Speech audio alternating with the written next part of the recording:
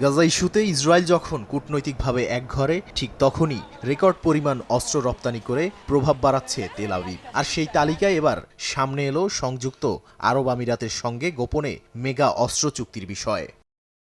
ফরাসি অনুসন্ধানী মাধ্যম ইন্টেলিজেন্স অনলাইন জানিয়েছে, সংযুক্ত আরব আমিরাত গোপনে ইসরায়েলি অস্ত্র নির্মাতা এলবিট সিস্টেমসের সঙ্গে $230 কোটি চুক্তি করেছে। গত মাসে এলবিট এই চুক্তির ঘোষণা দিলেও তখন ক্রেতার পরিচয় গোপন রাখা হয়। তারা জানায়, এখন নিশ্চিত হওয়া গেছে সেই ক্রেতা সংযুক্ত আরব আমিরাত। চুক্তির আওতায় আমিরাত কিনেছে এলবিটের উন্নত জে মিউজিক বিমান প্রতিরক্ষা ব্যবস্থা। লেজার প্রযুক্তি ব্যবহার করে এই সিস্টেম আকাশে থাকা বিমানের দিকে ছোড়া ক্ষেপণাস্ত্রের সেন্সর অকার্যকর করতে সক্ষম। যৌথ প্রকল্প হিসেবে এই প্রযুক্তি আমিরাতেই তৈরি হবে। এরই মধ্যে ইসরায়েল সরকার সেই অনুমোদন দিয়েছে।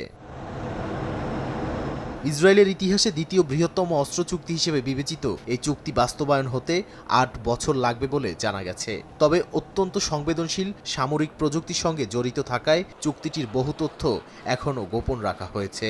এটি নিয়ে উদ্বেগ প্রকাশ করেছে অ্যামনেস্টি ইন্টারন্যাশনাল ও অক্সফ্যাম।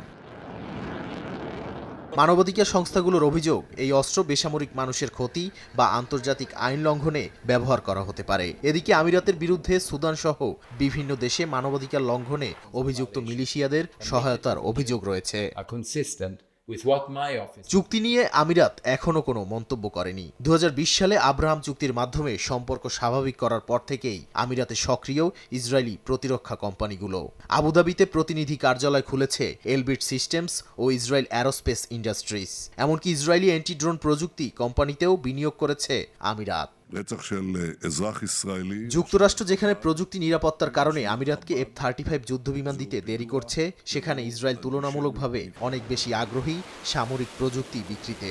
আঞ্চলিক জোট গড়তেই তেল আবিব এই কৌশলী পদক্ষেপ নিয়েছে বলে মনে করছেন বিশ্লেষকরা। নাদিম মারজান, সময় সংবাদ।